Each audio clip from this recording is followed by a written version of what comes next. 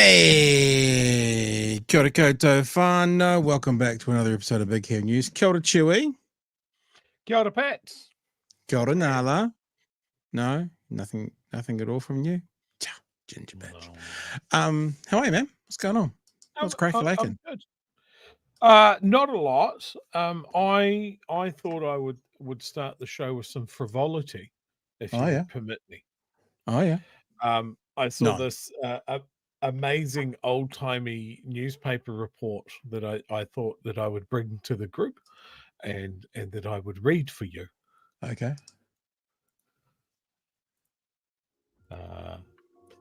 An extraordinary scene as witnessed on Saturday morning at Peel Lane, a thoroughfare connecting Little Holton and Tiddesley, in which the principal participants were a young lady cyclist and a youth of 19 or 20. The lady was riding at a good pace, and when in a quiet part of the road, the young man, who had apparently been imbibing, stepped into the roadway and, addressing some insulting remarks to the cyclist, made as if he intended pulling her off her machine. She immediately alighted, caught hold of the astonished youth, and gave him a sound thrashing, using her fists in scientific fashion to the delight of several colliers who were passing. The young man made off, and the cyclist, who is believed to be a Bolton lady, noted for her athletic powers, rode off towards Tiddesley. How did you come across this? What was your Google search to have this pop up? It was presented to me upon the intertubes, and I loved it. I loved it, fam. Very good. And just checking you can hear me in music, yeah? Yes, absolutely. Okay. All right. I have a question for everyone in the chat and for you as well, Chewy. If you bought a house and then found $232,000 in the roof, which looks fairly obvious because it was in, what do you call it when you suck all the air out of something? Vacuum packed bags. Would you turn it in or would you use it?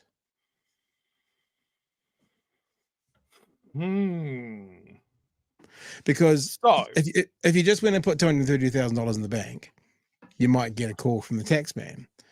But if you sort of left it where it was and used it for the next 10, 15, 20 years to supplement your income, or if you bought a second-hand car for like 20 grand, no one would question that, would they? I'm not saying this would be an easy choice, but I think my personal mind that I would report it for a couple of reasons.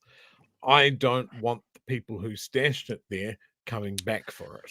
Well, the thing about that is the story in the press, was it the press? Whatever, stuff.co.nz, talks about the house that this couple bought had a connection to gangs at one stage, but the occupant of it, who was the, I'll say, alleged gang member, has since passed away.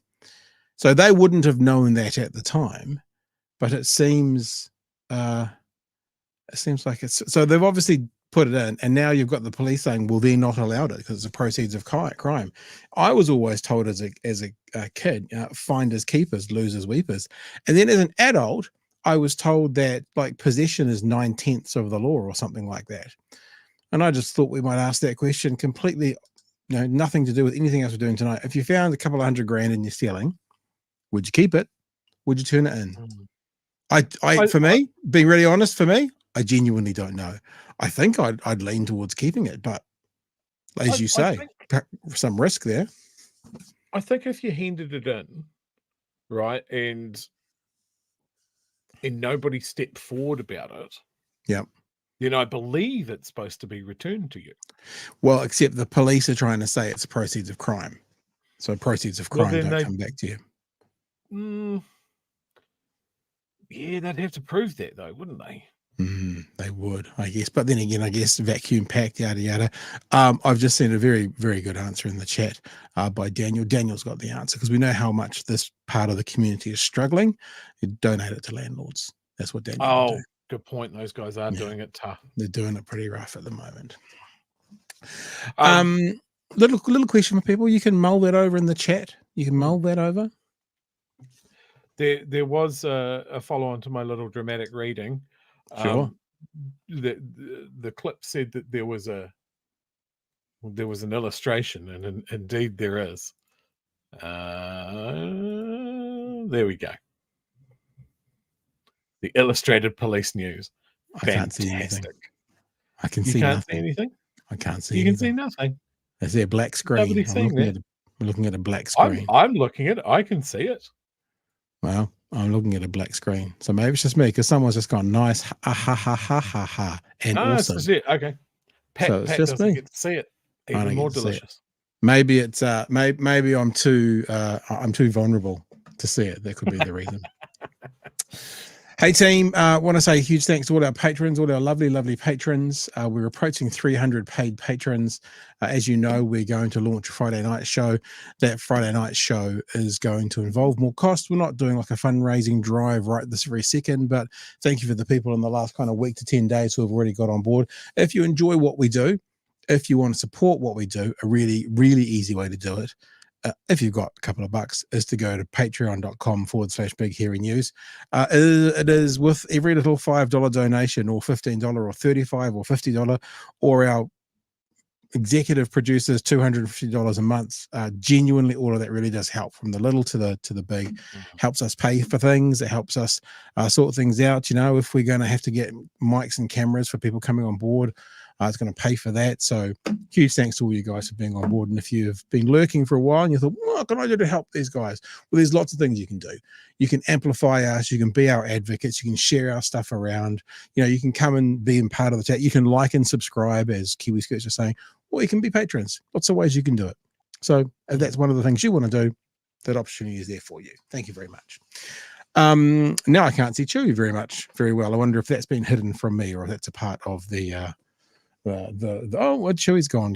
Oh well, as we just said, thank you patrons. You will give us the ability to sort Chewy's shit out, his camera and his mic, sometime soon in the future, perhaps. Let's start. We've actually got about 4 or 5 stories to get through tonight. A lot of them are quite quick. Some of them are only half stories. Like there's a story about how bad business is happening in New Zealand, and then they go on to talk about what is the name of that rich group who are like, they're the property developers who have fallen over. Lifestyles of the rich and famous have just gone bankrupt. I couldn't give a crap about them, but there are some stats released today on TvNZ about business in general. I am interested in that and how bad business is doing now. And unlike Labour, they have compared this quarter of business to last year's quarter of business, not to Christmas. But to last year's quarter of business, and we'll have a squiz of what's going on. But I think we will start off with is TvNZ Breakfast today, where Nicola Willis stepped in for our hairless leader. Oh, that's right. My music playing. TvNZ Breakfast this morning, where Nicola Willis stepped in for our hairless leader. Talked about a few things with, I think it's Daniel, isn't it, Faitawa? Now, we all know that this government has a little byline under it. It's "We ignore the advice." National 2026, we ignored official advice. Well, it's happening again, except this time it's some official advice that maybe would resonate with many of you guys watching, but perhaps with National and their supporters wouldn't resonate quite so much. It's been suggested, advice has come, that they should introduce a capital gains tax. Also in this clip,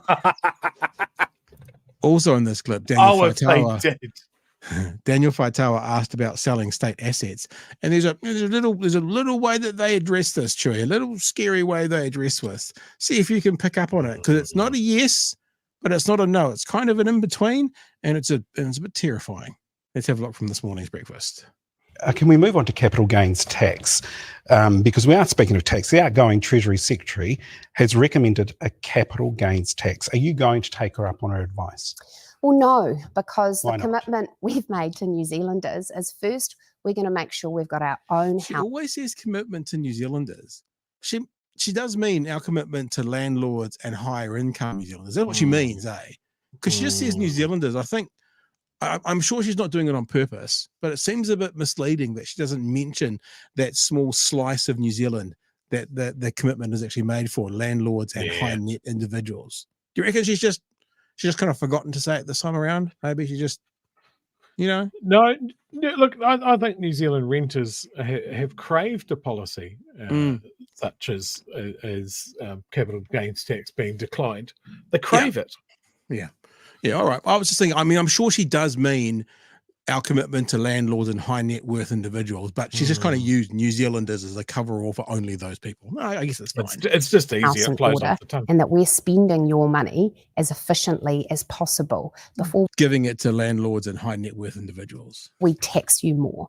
And our view is that in the past few years, spending has increased dramatically, but hasn't always delivered good results for New Zealanders. So we've been doing work to trim the sails, get things back in order so we can get the books back in balance. And we think There is always an interesting conversation, isn't it? Oh, Labor, they spent so much money and what terrible results. So we're going to spend far less, have less people, and it will be better. Never quite understood how that works. You know, the All Blacks, oh, look how poorly they played in the weekend with 15 people. What we're going to do is we're going to cut all their salaries and only put 10 on the field, and then they'll be much, much better. Chewy's gone walkabout, so we'll just keep going. that's a more responsible thing to do than just stripping more money from New Zealanders' bank accounts. Speaking of trimming, Treasury recommends a slimming down of superannuation. Would National put changes to super back on the ballot for 20? How is this for like every national minister's nightmare? Being asked about capital gains tax, being asked about making paying less to superannuitants, and also then going into selling state assets. This would be like a fever dream for most national ministers going, I don't want to be asked about this, not publicly. Please don't ask me about this, not publicly. So yeah, we'll see. 26. Well, obviously, we've got a coalition commitment with New Zealand First not to lower the age of superannuation. And as a party, we haven't determined our policies for the next campaign. We did campaign on lifting the age of eligibility so that from 2044, people would gradually, it would rise to 67, the age of eligibility. And we did that because we really want New Zealand superannuation to remain sustainable. It's something that New Zealanders look forward to in their older age, and it's something that we want to continue into the future. More of a serious warning, though, by the know. outgoing Treasury. Say again. That's good to know, Pat, that they see that that's important. What they haven't seen is that if that's important, then they need to fund it. Yeah. I know you and I had a bit of a disagreement on this. They could fund it. We've had a bit of a disagreement, you and me, on the superannuation, but I think we came to a conclusion when I said it can't stay as it is right now. And then I added the addendum, unless they change how they're paying for it. So it can't stay as it is right now, unless they find a different way to fund it or fund it more. And they're basically kicking the can down the street, as all governments have done for the past 20 years. I well remember Winston Peters and the Retirement Commissioner being on a close-up type show and actually being pointed out, well, the average life expectancy in New Zealand at the moment is 80. In 25 years, we're going to put the average age, the pension age up by 2 years. And by then, the average life expectancy will be up by 2 years. It kind of all made logical sense to do it. So they had to make changes to who received it to pay for it. Now, there's only two options: changes to who and how it's received, or more funding. And they're the only two possibilities. But every government seems to go, not touching, and my head's in the sand. They seem to be quite happy to roll out incremental increase in the age that you receive it. When this problem was first acknowledged, why didn't anyone stick their hand up and go, this is a problem that we can see, like a train at the end of the tunnel? Why don't we get the fuck ahead of it and start increasing that funding, that investment? That was the idea behind the Cullen Fund. Yeah. To get more money coming into the superannuation. When they talk about putting the age up, if you're in a hard job, in a menial job that is going to do a toll on your body, guess what? All of that money that you're paying into the super fund, you ain't going to see. Yeah. If you're Māori, guess what? Your life expectancy means that you may not get to access it. This is my concern. Whenever any government starts mentioning putting the age up, they are solving the problem wrong. Yeah. All right, we'll keep going. Secretary was that she sees revenues are not covering expenses currently. Are you committed to cutting down on the debt in your budget? Now, Chewy, if revenues in this government aren't covering their expenditures, there's two ways you can solve this. One is you can cut until you match your revenue. Or two is you can get more revenue. You know, like that $17 billion in tax cuts and going back to landlords. They could just put that back into the revenue, and then guess what? This question would be null and void because the problem would be solved. So they've chosen, remember, we've got to remember this. Every time we hear about, Te Whatu Ora's budget or revenue not being enough for anytime we hear about that, that's all a conscious decision by this government, with the problem being laid at the feet of tax cuts and landlord reimbursements. Because that $17 billion, if it was still within our, let's call it a storehouse, our coffers, nothing would be underfunded if they chose to fund it.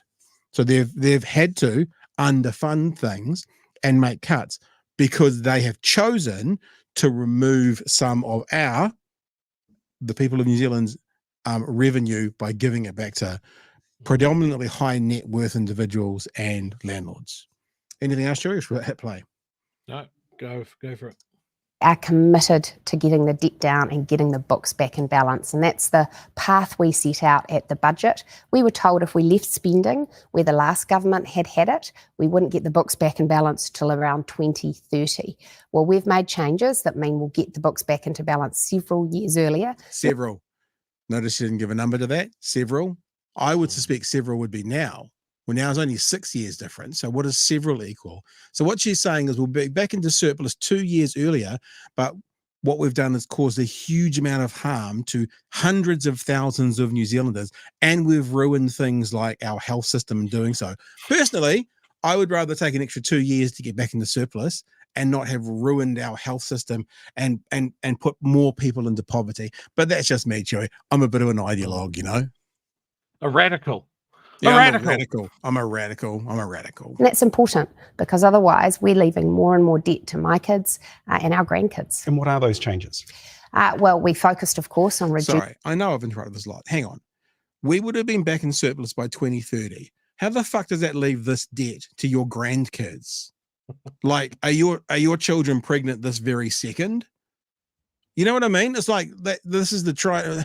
If we're going to be back in surplus by 2030, that's 6 years away. How is that leaving debt to your fucking grandchildren? This is not a 50-year long-term plan. This is we're back in surplus under your plans by 2027, 2028, under Labour by 2030. What's this got to do with your kids and your grandkids being left in debt? You know, it's just all horseshit. I've just got a psychic message from Shane Jones. He wants me to tell you and the folks listening at home that it's political rhetoric and it doesn't mean anything. So stop telling me off for the things that I say. I'm not telling her off. I just wanted to be honest. I want them all to be bloody honest, you know? Yeah. Reducing the amount of investment in the public sector agencies. We also made sensible changes, things like the fees-free scheme. We've shifted that from the first year to the final year, which we think incentivises students, but also reduces costs. So we made a number of changes, and together they meant that we were saving $23 billion over the next 4 years.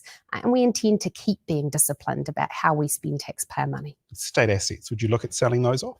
Well, we've made a commitment not to sell state assets this term, but we think it's really important so you're not that they're ruling managed that well. Term. That's the commitment we've made for this term. But yeah, well, this is the thing where it's not quite a yes, it's not quite a no, but it's a pretty scary answer. Well, we've made a commitment not to sell state assets this term, but we think it's really important that they're managed well. Well, that's the commitment we've made for this term, but we do think it's really important that they're managed well. Because again, these investments we actually manage on behalf of New Zealanders, and we believe they should be as managed as well as New Zealanders would expect. And that's not always the case. So we're looking carefully at how they're managed with a view to making sure they deliver on their purpose. There you go. So there's series number 1, Chewy. Whilst you're giving us all some of your thoughts, my dog seems desperate to get upstairs. She's actually trying to creep off her basket. So I'm going to let her upstairs while you make a well-made and well-adjusted point to the whānau watching on what you've just heard.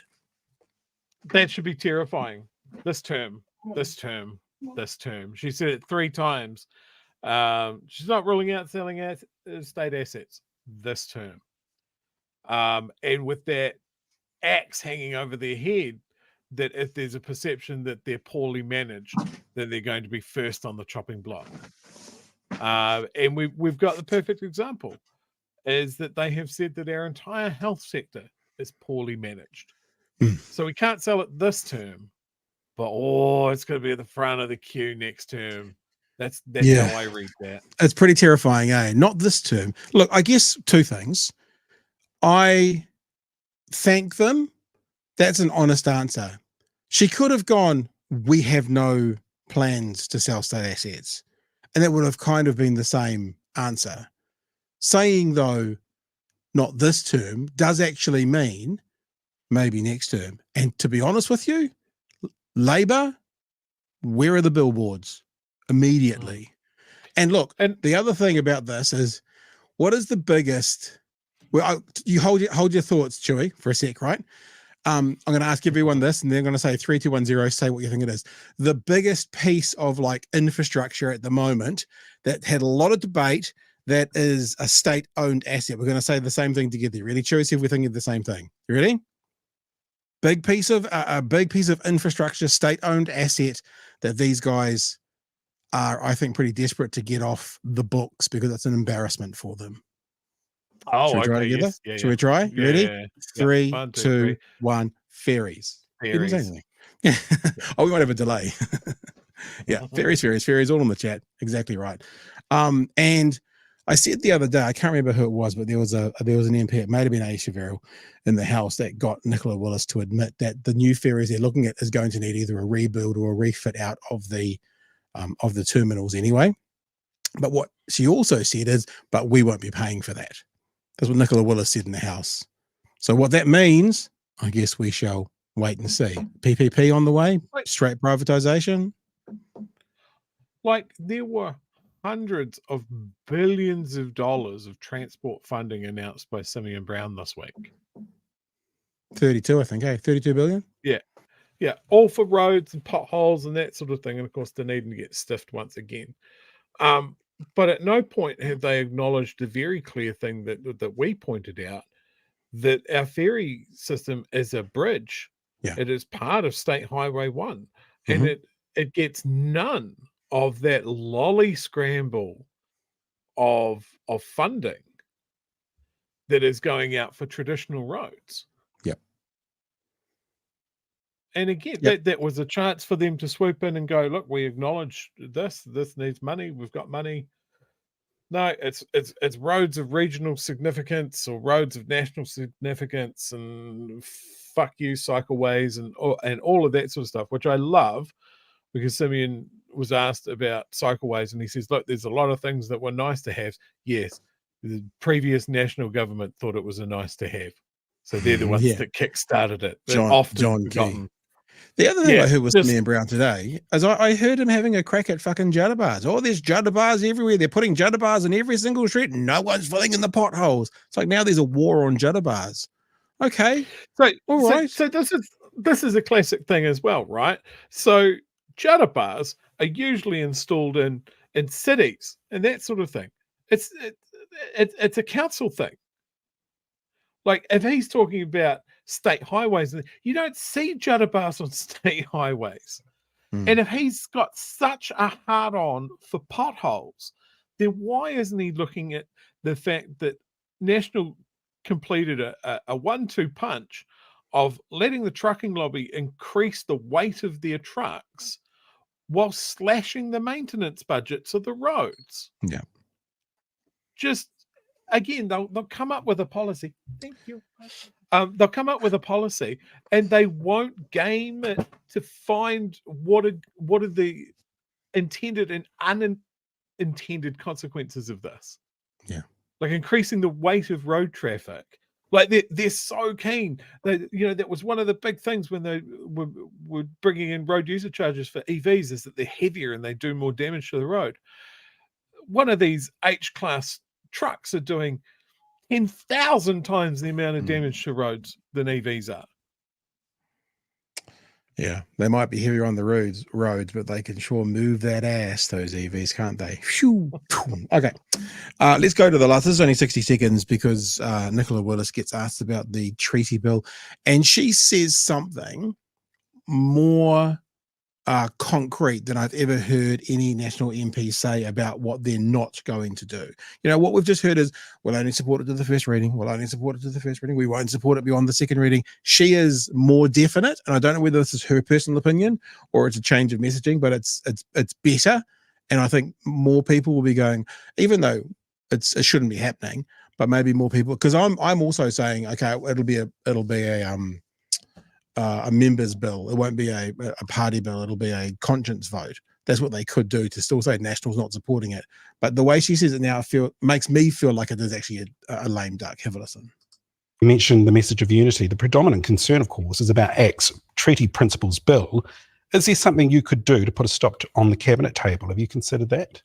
Well, we have a coalition commitment to ACT that we will allow that bill to go to a select committee. We take our commitments seriously. That's our word that we've given. Equally, the National Party has been crystal clear that we do not want to see that become law. That's the wording. And they haven't been crystal clear, but we do not want to see that become law. First, I may have missed other people, but I haven't heard anyone else be as, it's a little bit scursy. We're only going to, we're not going to, but we do not want that to become law. Feels more concrete to me. Now, I don't trust them, but I think it's an interesting, more concrete answer from her. Before you jump in, Joe, this has only got 40 seconds. We'll just get to the end of it. One of the final acts of his kingship was to call the National Hui earlier this year. That call was in response to concerns about your government's policies. Are you considering doing anything different as a result? Well, we're always striving to have positive engagement with iwi, with Māori. We think that's really important for the country. Just a couple of weeks ago, someone should tell Luxon, Peters and Seymour about that if you're really looking for it. I hosted a hui at Parliament about economic growth and how we can work together, Māori and the government, to progress that. There's actually a lot to be aspirational about because the Māori economy has grown faster in recent times than the economy as a whole. Well, let's turbocharge that. All New Zealanders stand to gain when Māori do well. Now, Chewy, sorry, mate, but that's what you were saying last night. When Māori do well, everyone does well. Now you've got the Deputy Prime Minister of the Deputy Principal of National saying the right words, but we are still filled with a sense of distrust. But she said, we don't want it to be law. And when Māori do well, we all do well. I mean, from your lips to God's ears, is that what you say? Yes. So I was hoping I was going to keep this under wraps for a little while, but I'm now Nicola Willis's political advisor. So there's going to be some changes. No, look, credit. I will give her credit that is a much clearer statement of intention than we've had from National. It's only taken them 8 months. Well, no, 8 months is unfair. Let's say since January. Can I say one thing? You've said that's much clearer from National. Is that much clearer from National, or is that much clearer from Nicola Willis? Like, are we going to hear that messaging continue through? Like I feel like Luxon has this thing about him. Like when I worked for ZB, right? When there was a complaint, this is a business philosophy. It actually has a name, the such and such business philosophy. I can't remember what it is. That you never apologize. Because as soon as you apologize, you're admitting culpability. As soon as you admit culpability, there might be a recourse for that person who's complained. I get the sense that it's like kind of sitting on the edge of never saying yes, never saying no. It's a business thing, and that's how Luxon communicates. He never commits, and he never kind of goes no. So there's no yes, no. We're not going to see it past the first reading. That's kind of a bit mealy mouthed. Yeah. Whereas Willis is like, we don't want to see this become law. So is this the National position now, or is Nicola Willis just more adept at getting to the point than our hairless leader? I think you're right on both counts there. I agree. Like, being a businessman and coming out and not wanting to say a definitive one way or the other because it cuts down your options. But that's what we wanted. And we all pointed out the fact that every time he says, "Oh, we won't support it past the first," we intend to support it at the first reading, and then nothing beyond that. It's like, yeah, okay, cool. So we don't trust you. To have Nicola Willis come out and just say quite clearly, we do not want to see this become law.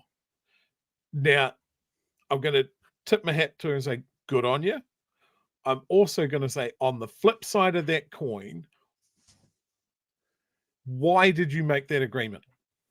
Well, because they had to get into bed with the devil to have big government. Any means to an end. So you have chosen to drag the rotten corpse of race relations into the national discussion again because you really, really, really, really wanted David Seymour's support. Well, they had to have it. So they were able to give up whatever they needed. Cool. They dropped their pants.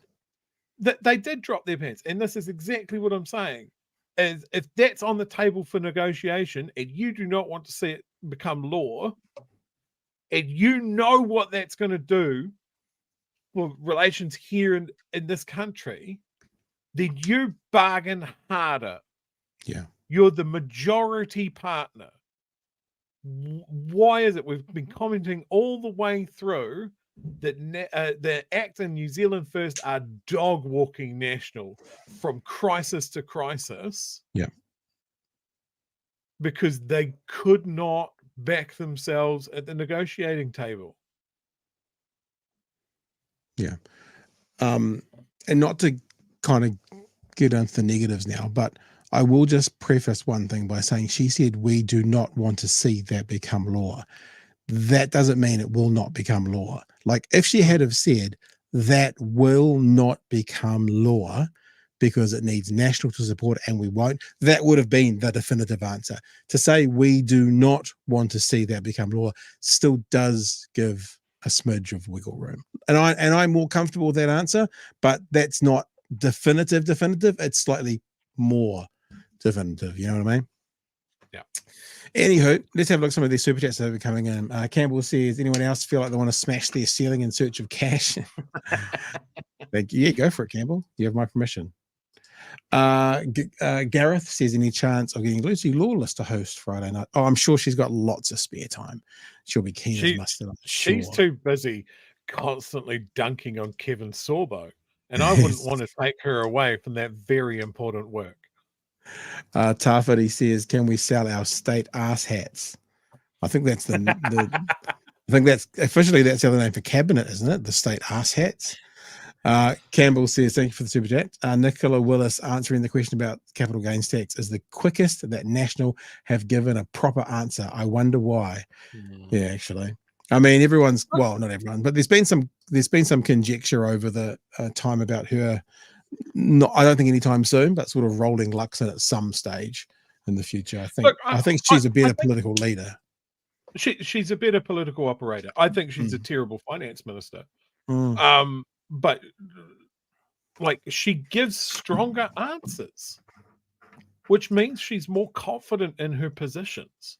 And I would, whether I like her politics or not, I prefer that in a politician. Yeah. Show me your hand. Show me what you think. I don't think we get that with Luxon. I think we get a performance every single time. Yeah.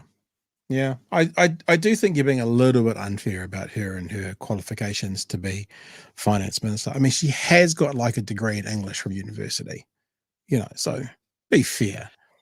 Be fair. Wu Ming on the super chat, thank you for that. Saying no capital gains tax is a vote for national MPs to personally pocket capital gains with no consequences. Correct. Absolutely. Mr. Alex, thank you for the super chat.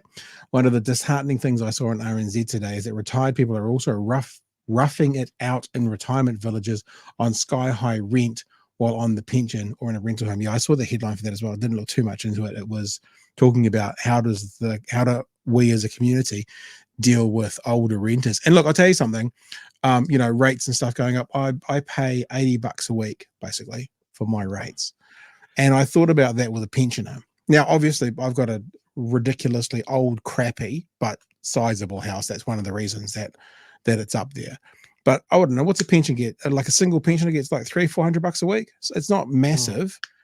$80 a week out of that. And look, in Dunedin, you can get like a $700 rebate, but that would take your $80 a week down to $65 a week. And when you start looking at that, $65 a week out of a pensioner's, you know, pension to just pay rates, like let alone rentals, I just don't see how it happens. I really don't. I mean, it's something that personally stresses me out. Yeah, because my dad is retired, no longer works. My mum is working for as long as she can, but her health is not great. They split up a couple of years ago, had to sell their property, and of course they didn't have enough money once it was all just divvied up to purchase again. Yeah. So now they're both renting, and that terrifies me. Like I've got my head above water here, but I don't have money to to put them into a home or anything like that. It's scary. And there's landlords that are they're not going to think about the people in these homes. My dad's in a terrible basement flat. My mum's in not a bad little unit, but that's getting sold this year. And she's put feelers out to the landlord to say, oh, maybe I could have the first offer, but she knows she doesn't have enough. Yeah, right. And she knows that she can't go to a bank because she's got like 1 or 2 years of work left in her. Yeah. And not a lot of Can't get assets. a 30-year mortgage when you're 68, can you? And you can't go on the list for housing while you still have money. Yeah. She doesn't have enough money to buy a house, but it's still money in savings, and she has to deplete all of that before she pops up on a housing list. And my parents haven't made bad choices. They're not unusual people or anything like that. You know, my mum's worked all of her life. My dad's worked most of his life before he was injured on the job. And I know that there are people that have it a lot worse than them. And I worry that like no one's solving that problem. That I have friends that work in rest homes and they hate them.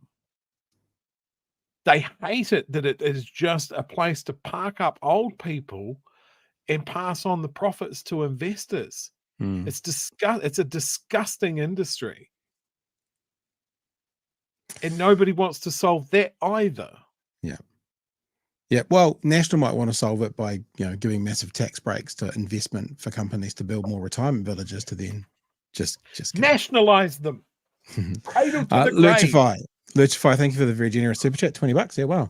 1975, both New Zealand and Australia had 10% of GDP invested in superannuation. By the time Cullen got KiwiSaver and Superfund over the line, New Zealand was still at 10% of GDP. Australia were at 150% of GDP. Cullen was a hero. That was always the story. I remember doing talkback, in the first decade of this century. And one of the things that always came up as one of the huge differences between New Zealand being a poorer country and Australia being a richer country was the amount of money they had set aside in their superannuation schemes. And that just helped every aspect of finances for them. Tafari says, so capital gains isn't bench pressing Marx's book. Oh, Tafari, stop it. Because I care state assets like Toyota ferries. You're on fire tonight, guys. Mr. Arvids, Nicola Willis equals professional waffler. A waffler to waffle on. Kiwi Bird says, National, build this term, sell the next. Peter says, F the South Island, ... National 2026. Because I care says, no ferry needed. We want more trucks on the road. Also, Luchify here again. Thank you for the super chats. Luxon signaled the change at, I'm not sure where that is, Koronihana. Until then, he was only committed to first reading, silent on what happens after first reading at Koronihana. He said, no support past first reading.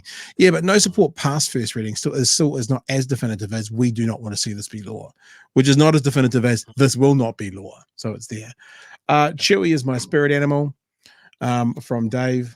There you go. What if you know what would your spirit animal be? I know what mine would be. What would yours be? Oh, I want to say capybara, but I'm nowhere near that chill. I'm an otter. I just really like capybaras. Yeah.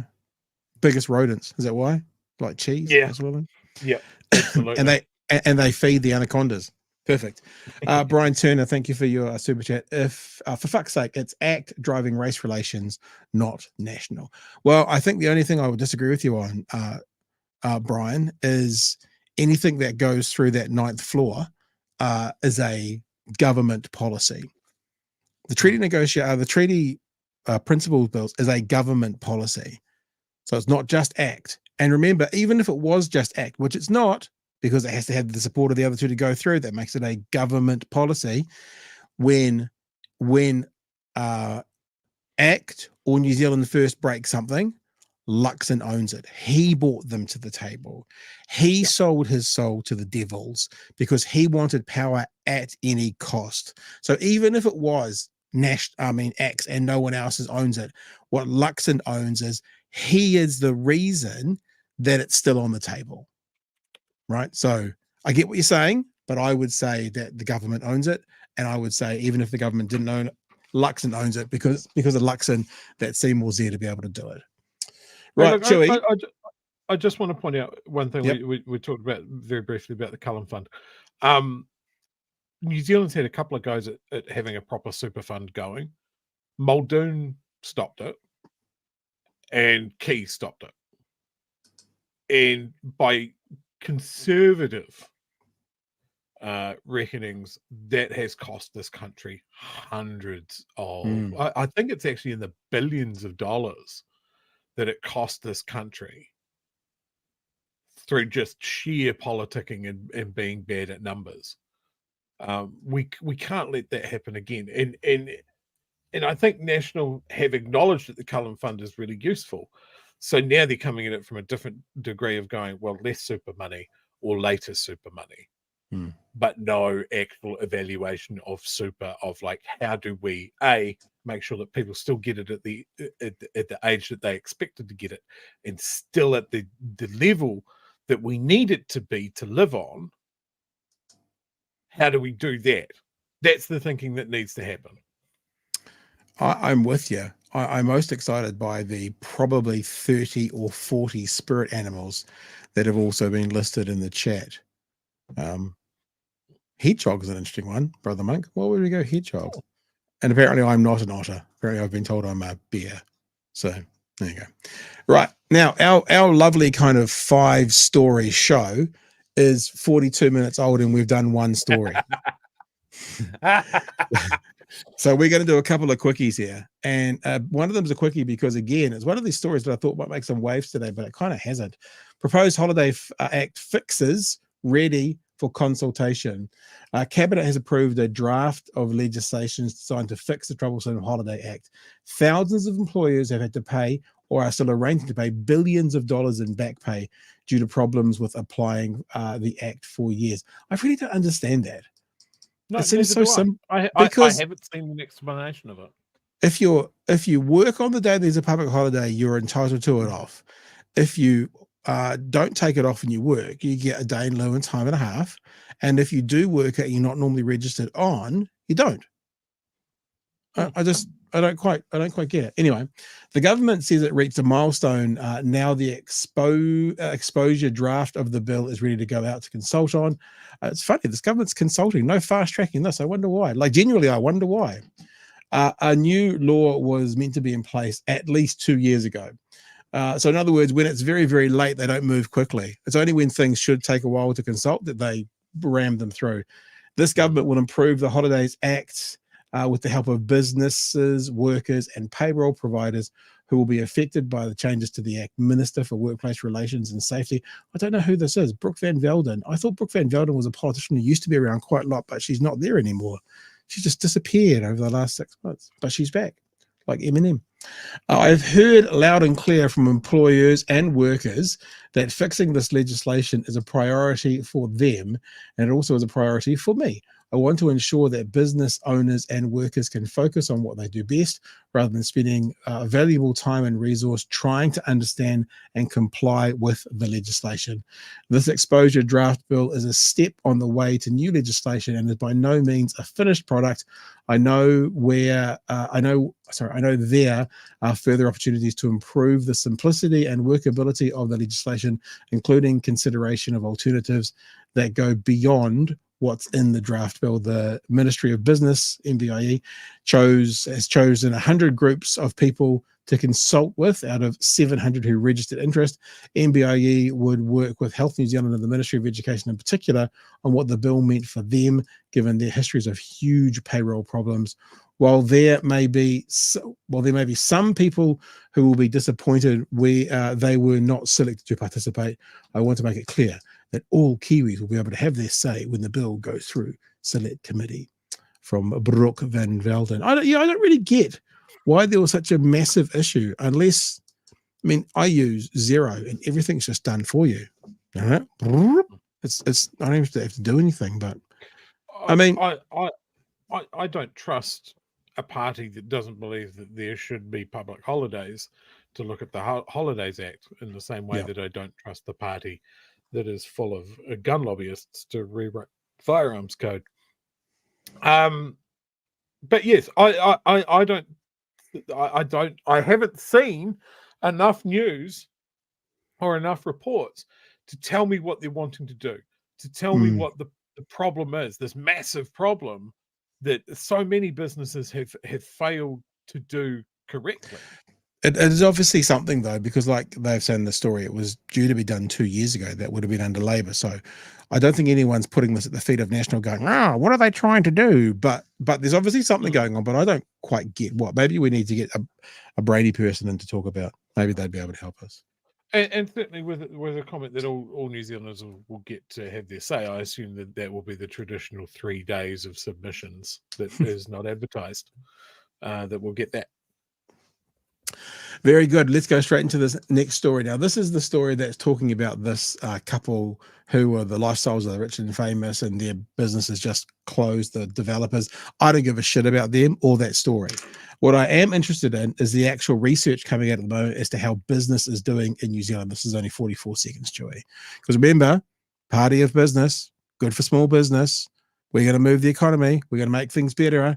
Under that previous group of Marxists, it was terrible. So how are we going? How are we going under a national-led government? In a sign of the times, the past few months has seen the highest number of businesses failing since 2016, official liquidation figures show. So very important to reiterate this. 2016, nothing to do with COVID, nothing to do with Labor. 2016 would have been basically under the last national government. And then it's been Labor all the way through, and now it's back to national. And it's the worst it's ever been again. Just be really aware of those dates. There were 700 insolvencies in the June quarter, a 36% rise year on year. Hospitality facing the biggest increase, up 85% from the same time last year. Transport and delivery up 65%. Construction failures up 22%, but with 162 businesses going bust, by far the biggest number of collapses. The highest profile of those is property developer Duval, with the court deciding to keep a report into its failings confidential for now.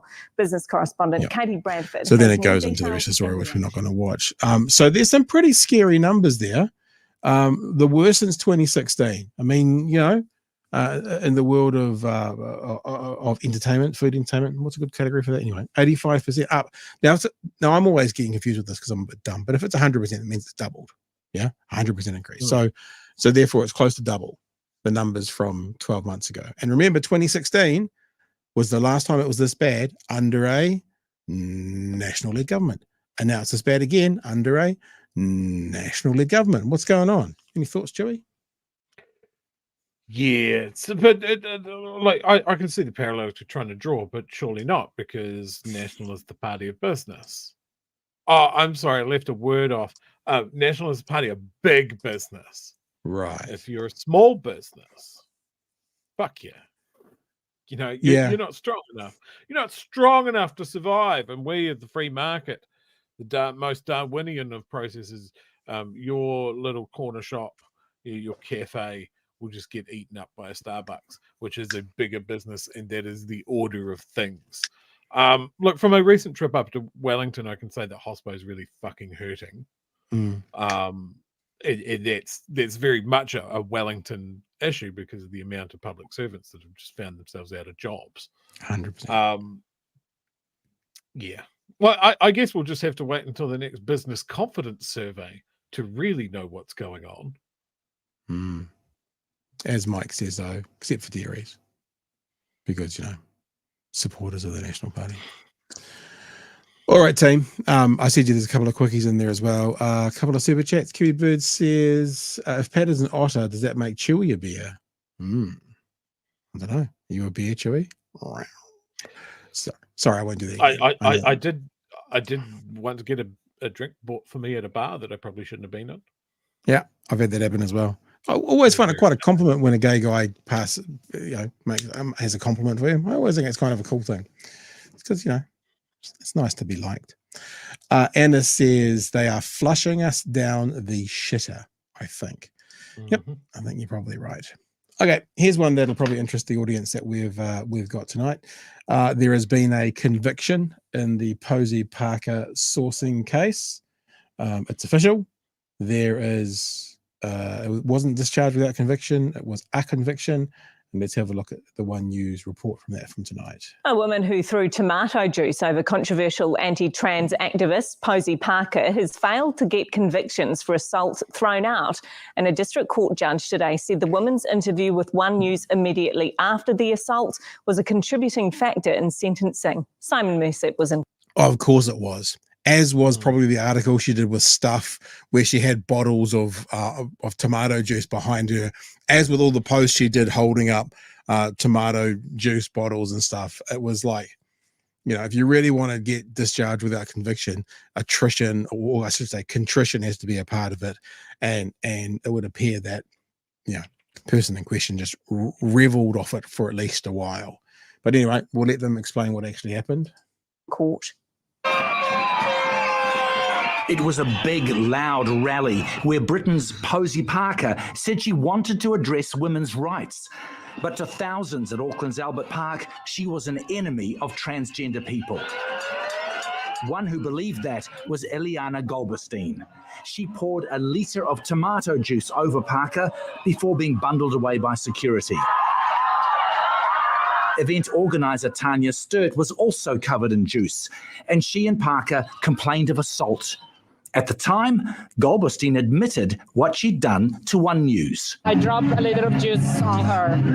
Why? Because she's spreading hate. Eliana Rubashkyn pleaded guilty, but wanted a discharge without conviction, arguing she'd committed a political act. But Tanya Sturt said she later received online abuse, and the incident itself shocked her. Thinking first the liquid was acid, then being worried it was bodily fluid, feeling disgusted and violated. The judge said it was to Eliana Rubashkyn's credit that she'd done humanitarian work in favour of transgender rights. But she said the action at Albert Park was premeditated, and although she'd shown remorse, she'd never apologised.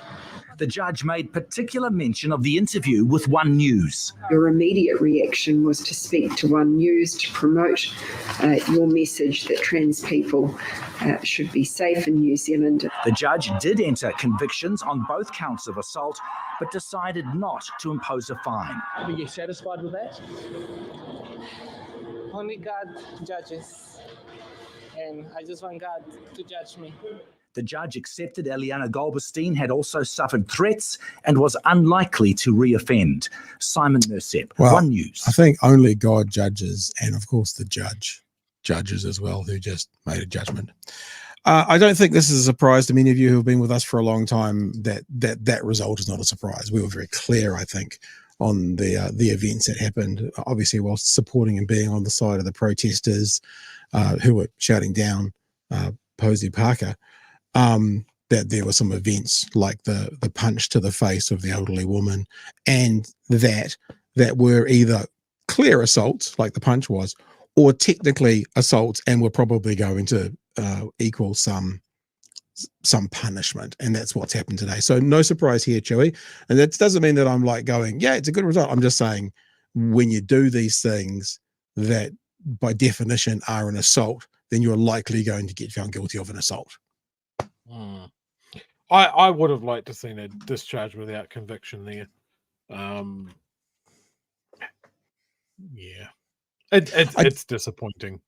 Well, I just don't think, I mean, like, and maybe Eliana didn't realize this, but she did herself no favors. As I said, I haven't got it with me, but I can remember there's the article in stuff.co.nz where I think she's sitting on her bed and she's got all these tomato juices sitting beside her. It's just like, it was certainly more than a protest, and there was some reveling happening. And obviously the judge has gone, well, you look pretty happy at the time to commit this technical offense. And that's what happened. I mean, I'm not saying I disagree with you, but I just think that's the situation. Yeah. Again, just to reiterate what you said. Yeah, I'm not surprised that that's the answer. I'm just disappointed. Yeah. That's fair. I'm just putting in the note into Google. there we go. There's one from 23rd. Is that the one?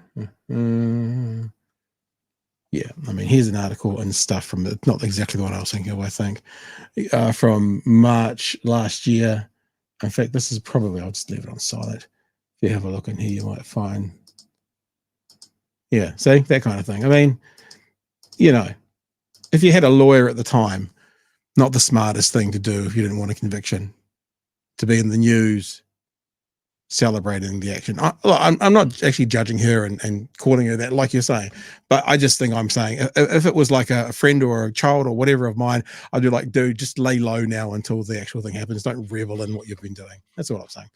Purely for, I mean, like, revel in what you were doing because you're proud of it, and I think she was proud of it. And I think she should be proud of it. Cool, but don't revel it and rub it in people's faces. That's not going to help you when you get to your court case, which is coming. That's what I'm saying. Yeah, I see that interview and those comments, and again, taking that moment to talk about your issue. I can see why she took the angle that it is a political act, because I think it is. Yeah. And Totally. I think it is also a reaction of quite extreme incitement, considering the horrible things that Posie Parker has said. Yeah. That trans people are all abusers or rapists in hiding, or even reveling in suicides in the trans community. She is a horrible, hateful person. Yeah. And you're weighing that up with pouring juice on someone. Yeah. Like, yeah. There's an interesting point to add to this, and I actually want to read out what Josie Posie said, because Ellie is not media savvy. We're a community that celebrates our activists. I'm not surprised you got caught up in it. They're also a misapprehension of our legal precedents. Look, because I was just thinking as you were talking, Joey, we don't actually know where those images came from, these images here, because I've been on the other side of this, right? I worked for a radio station, and we were at a big event, and the big event, they wanted us, the TV news wanted us to all kind of join arms and scream down the camera and like what we were doing. And I went, yeah, I don't want to do that. I don't want to look like an absolute idiot on your 6 o'clock news. And I said to my colleagues, you guys want to do it, you can. So I guess what I'm saying is, I wonder if, I wouldn't be surprised if a film crew kind of turned up with these kinds of things. I said, why don't you show us these, or why don't you not, or whatever. I'm not actually blaming them, but I think what I'm agreeing with Josie is the media savviness may not be there. And that's not a criticism, that's just a reality. Because the media will do what they want to do to get the photo that they want to get. And in that instance, who knows where those three things came from, whether they were brought along or whether they were, in Ellie's cupboard. Don't know. I think as well, though, the conviction is probably not going to hurt her too much. I mean, we've got, technically it's a conviction. Would it impact things like travel and stuff? I don't know, but a conviction, no fine, no real penalty, no times behind bar, obviously.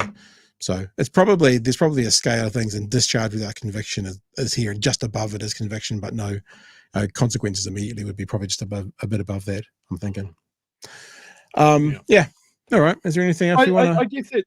Well, I guess this sort of links into what we were talking about yesterday about hate speech and that sort of thing.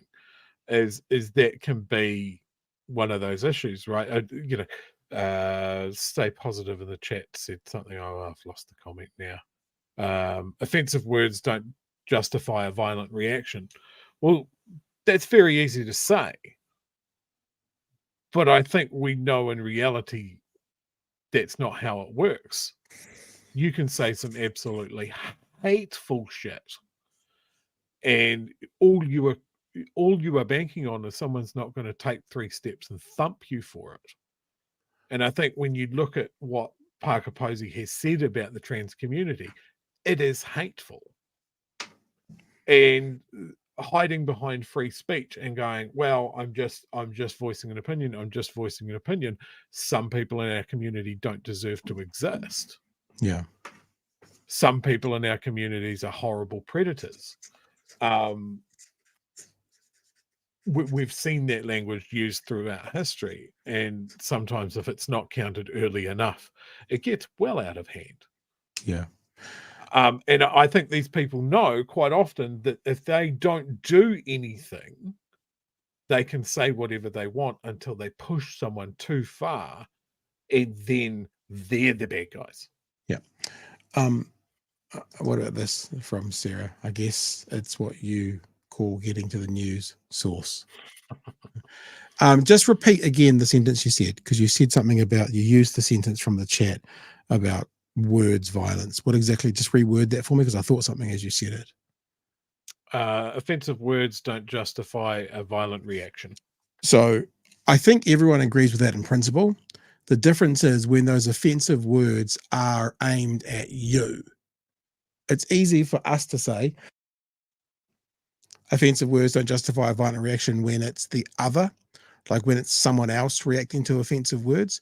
Like I don't disagree actually in theory with what that's being said, but when those offensive words are aimed at you, or they're aimed at a person in your life who's vulnerable, or your community, or you have a vested interest in protecting where those words are being thrown, you can get a different reaction.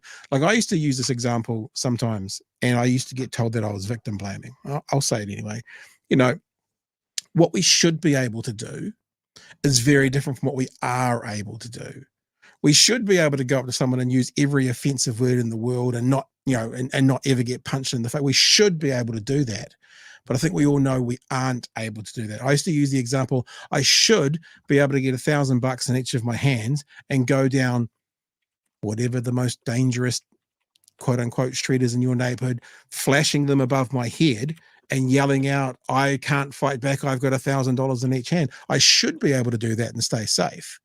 But we all know that it's a bad idea and that something may happen to me for doing that, that might not be fair. There's lots of shoulds which should happen in the world. Offensive words don't justify a reaction. I agree.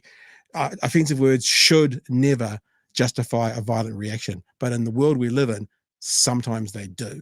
Now, that's not to defend the action, right? That's not to defend the person taking my $1,000 like it was your fault, you're going down there, but it's this reality we live in. Sometimes the shoulds lose out to the reality of what the world is, Chewy. Yeah. I mean, I saw something happen last week in the middle of Dunedin here. There was, you know, someone, I don't want to say begging because they were selling various trinkets and that sort of thing. And they had a sign out saying that they had some form of cancer or heart problems or some medical issue as well. And someone walked up to them and just said, I hope that's true. And that person got knocked on their ass. Not by the person that had the sign out, but by a passerby that heard them. This is the thing. Why did that person feel the need to cross the road and go up to a vulnerable person and say, I hope that's true. I hope you have cancer. You know, I would say the same thing for the people that used to be able to stand outside abortion clinics and call women murderers for having to make a horrible decision. Yeah. I would say the same thing for you know, as I mentioned, people celebrating the suicide of trans people. These are horrible, hateful things. You can fucking think them if you want, but keep them up here. You know, you talk about the suicide of trans people. One of the ones that comes into mind, which is even more mainstream, that is like, what about bombing of buildings in Gaza? People celebrating that. You know, you can even, it seems to be an easier one for people to grab a hold of as well. Yeah. Yeah. Absolutely. And I remember my early days of being in an anti-fascist group and like talking about Nazis and racists and stuff like that. And it's like, there was an acknowledgement at that point that everybody has, you know, what goes on in someone's head is their fucking business, right? Yeah. You can be racist. You can think the most horrible things about whatever race you want, or about gay people, about women, about trans people, all of that sort of thing. But the line for us is when you organized. Like, if you want to put together a group of like-minded people, that's when we would get involved. If you put those thoughts online in a way that we could find you, that's where we would get involved. So that's the whole thing. If you want to sit there and go free speech, and we've said this on the show many, many times as well, free speech is a legal thing. The government can't come and get you. It doesn't mean that your speech is free of consequences. Also, this government may come and get you right into your home for your free speech. Just remember that. Oh, yeah, very true. Very true. You mentioned Gaza. Yep. I don't know if people have noticed this, but Israel's just sent thousands of troops into the West Bank, which of course had nothing to do with the attacks on October. So that pretense is fucking gone as well. So who knows what's going to happen over the coming weeks? But they marched thousands of troops into the West Bank. Just the conversation we've had, just to wrap it up and come full circle, DIY Guru wants to know that he's old enough to remember a lady cyclist punch a man for his hate speech. Lady cyclists, man, they're the herald of the revolution. I'm getting a little bit coffee from last week, so we'll do this last story now, and then we might have to wrap up, because I did want to get to this, because this is 5 for a Tuesday. I don't know, something like doing 5 stories now. Interesting. This is an interesting story, and you know what? I kind of think, I guess what I think is, how can we generate more revenue for us being the country, us being the government, and charging people to come to New Zealand a bit more? Maybe not a bad idea. Let's have a listen to a story from One News. Tourists coming here will have a new expense to factor into their trip after the government almost tripled the international visitor levy. It surged from $35 to $100. Tourism operators and airline representatives say it'll have a negative effect on one of the country's biggest moneymakers. Abby Wakefield reports. I've got some stats and data to show you shortly, but do we really honestly think that $65 extra is going to have a negative impact on our tourism? You know what, hun? We'll do our round trip. We'll spend 2 weeks in it. What? $65? Oh, no. We'll just stay in Australia. I really don't think that's the case. And I'll give you some hard facts about that very, very shortly. If we just continue, though. On a sunny day in Queenstown, it's easy to find tourists out exploring. But are they willing to pay more to visit? Absolutely, yes. Yes, and I think pay more of the $100. Our airlines and airports aren't angry, they're just disappointed with this move. We feel that it could end up being counterproductive. Those thoughts echoed by tourism operators like this ziplining business. I think for a lot of us, it's a bit of a body blow. More than 1,000 submissions were made on the levy increase. 93% of submitters wanted an increase in the IVL rate. 2/3 of them wanted $100. We're saddened by it. It went to consultation. There were a number of levels were proposed. It's an interesting emotion to put to it. Saddened. Saddened is quite a big and heavy emotion to use. Saddened. $50, $70 and $100, and we advocated for $50. We felt there should be an increase, but this is a very, very significant increase at a time when the tourism sector is struggling to recover post-COVID. In a statement to One News, Labour's conservation spokesperson Priyanka Rudhakrishnan says it doesn't make sense to raise the levy while trying to boost tourism at the same time, and the priority should be to encourage more tourists to come here. The advice I've received is that if you're a tourist that can't afford another $65, and look, respect to you, you're not the kind of tourist that's going to add a lot to our GST take and income for the country anyway.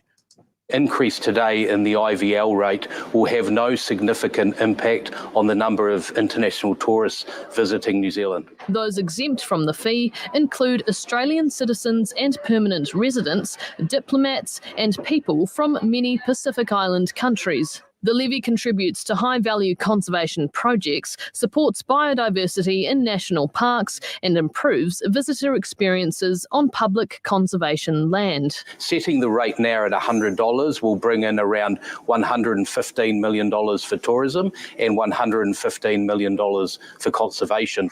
The changes will come into effect at the start of October. Now, let me just bring some reality to it. This is a story from March the 6th. New Zealand is tourism booming? It's a strange way to write that. But what do visitors want more of? So there's a sentence in here that just says tourists spend on average just over $300 a day and stay on average for 10 days. So that means the average cost for a tourist for getting their flights, they spend on average $3,000 per person here. So that now is going to become $3,065. I don't see this as a big deal. I do see this as a way to get some more revenue for the country that New Zealanders aren't paying for, Chewy. I don't think it's terrible. I mean, I'm not like let's charge the Americans more, but I don't see this as a huge deal. And if it can generate a bit of money that then does go to our biodiversity, it's not necessarily a bad thing.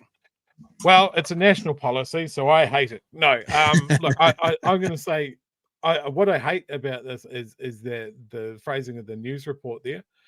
First of all, tourists aren't really going to be knowing that they're paying it. It's built into their airfares. Yeah. So they're not even going to see it as an extra tax. Yeah. Their tickets have gone up a little bit. And yes, $100 is going to be a tiny fraction of their air tickets to get here and their spend here. There's not a problem. The money goes into things that are going to enjoy their experience, and they're going to protect New Zealand as well. The thing that I do have to criticise nationally about is, of course, this was brought in by Labour and was vehemently opposed by National at the time, as in Labour said that there weren't going to be any more taxes, and this is a tax. Will they say, but it's not a tax? It's not a tax on New Zealanders. Would that be their out? Yeah, that was the out, and they went, oh, typical Labour, but they were against the $35 levy, and then they've been in 8 months, and they have boosted it up 65%. It is just an amazing piece of hypocrisy, and it is just really shines a light on the fact that at the time, I think this came in 2019, that was peak National just fighting everything that Labour were doing on fucking principle of that. No, you can't do anything. We hate it. Yeah.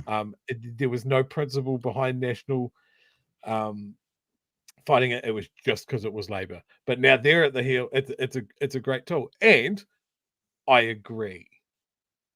Like I've travelled extensively, and there's a lot that you travel, they put fees on you. There's bed taxes, and there's entrance fees and ESTAs and all sorts of stuff that you've got to do to travel internationally. It is just part of the thing.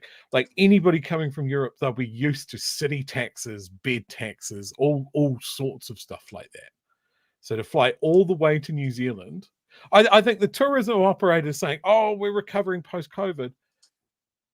You know what? People that have got through COVID, just like I did in January, it's become safe to travel again now.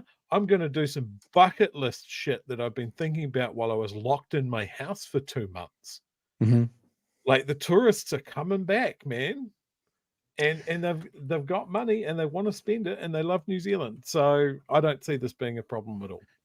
And when you say it'll just be a part of their ticket, so I just jumped on a couple of sites super quick. Emirates from London to New Zealand, so UK to New Zealand, £1,037 each way. Adding $65 is going to be about another 30. So it'll go from £1,037 to £1,067. Yeah, they won't even notice. Yep. And then I did one for United as well from America. So this is a round trip American from Los Angeles to Auckland. It's only next month, so it might be some cheaper ones further on. But basically, $3,000 US round trip becomes 3,100 if you have. It'll only be landing in New Zealand, so it becomes 3,030. So, and look, I mean, yeah, I get the hypocrisy. But there's that truth because of it's hard to say this. It's because of the bad decisions they've made. In other words, tax breaks and landlords. Because of those decisions, we need more revenue. And if we can get a bit more revenue from, foreign nationals coming to see our place who won't notice it, as you say, Chewy, I'm okay with it. I'm okay with it. What was the name of the tourism minister? Matt? Is it Matt?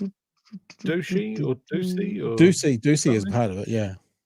What I will say is maybe some of that money can go towards our tourism minister getting some sort of charisma transplant, because he is a Riz-free zone. Like, no Riz found there at all. Just so bland. But he's bald. Oh, did you notice? Another do you bald know? guy in a blue suit. Yeah, but look, we have a problem. We have a problem because the CEO of Air New Zealand at the moment, who's going to be our next Prime Minister, has got hair. What do we do? I have to shave him. I'd have to shave his head, Because you got to be bald in a blue suit and be the CEO of Air New Zealand. Just putting it out there. Put a Greg for it if you want to be Prime Minister. Just shave, wax it off. There we go. All right, team. Is there anything else in the chat we want to get to before we go? Oh, there's here we go. Peter, speaking of Gaza, that general strike, huh? There you go. Echoing. Some people in the chat before I didn't highlight it asking about working group tonight, asking if the Don Brash thing was mentioned at all. I haven't seen the working group yet, but I did notice in the first 5 minutes I had it on in the background. Bomber said something about who will break broadcasting standards tonight. It will still probably be Matthew Hooton from last week. So I think there's a little hat tip to that situation without saying too much of it. All right, guys, we're done for tonight. Thank you so much for being with you. Great show. Grateful for your input. Thanks for being a part of what we do. Remember, if you want to be a part of the team and come on board and help us with what we do, you can always head to patreon.com/Big Hairy News. We will be having a meetup this weekend. I'll talk to Chewy. We'll talk about this off here because someone asked if we could do a weekend afternoon one. So maybe we will. We'll play it a bit by ear. We normally do it, I think, at 11 in the morning, but we'll try and figure that out and we'll have a bit of a play and see what happens. But meet up this Saturday. You'll be getting invites in the next 24, 48 hours. Of course, it's an online meetup because we are everywhere. And other than that, I'm pretty much done up there. Chewy, is there anything else you want to throw out before you finish? Any tangents? No, I did my weird fucking tangent at the top of the show, so we could keep this this parade on track. Parade, very good.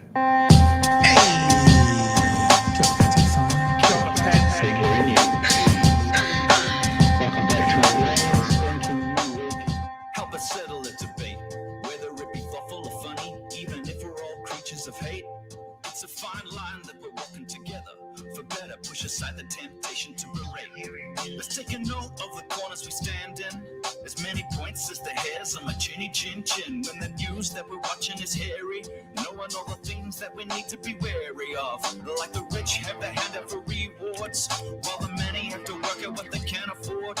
And the rest of us ain't paying attention, or maybe have questions we're too worried to mention. Other media is still dwelling on trivial facts, vetting bees from the rice and the mice from the rats, and picking and choosing a war path to run, linking ourselves with the hill to die on. It's gotta come down to a welcoming vibe, with an A and a sub and a hiring mind. All have a lean either this way or that, and will be analyzed by both Chewy and Pat. With the evil in the world trying to mess with your head, and you're sitting on the couch, you're thinking chivalry's dead. Each night, two nights, they're gonna sing you to bed. It's Big Hairy News. Just mentioned the story as well on the interwebs. Council unanimously votes to retain Māori wards, referendum to come. The Marlborough Council Māori ward will be left in the hands of the community to vote on following a unanimous decision by councillors. Well done, Marlborough. We might have a look at that tomorrow and see what we're all about. That's it for me, team. Thanks for being with us tonight. Really appreciate your time. If you want to come and join our lovely patrons here, then all you got to do is head to patreon.com/Big Hairy News. That's it for me, though, Joey. Hooroo, team. Cheers, fam. See you tomorrow.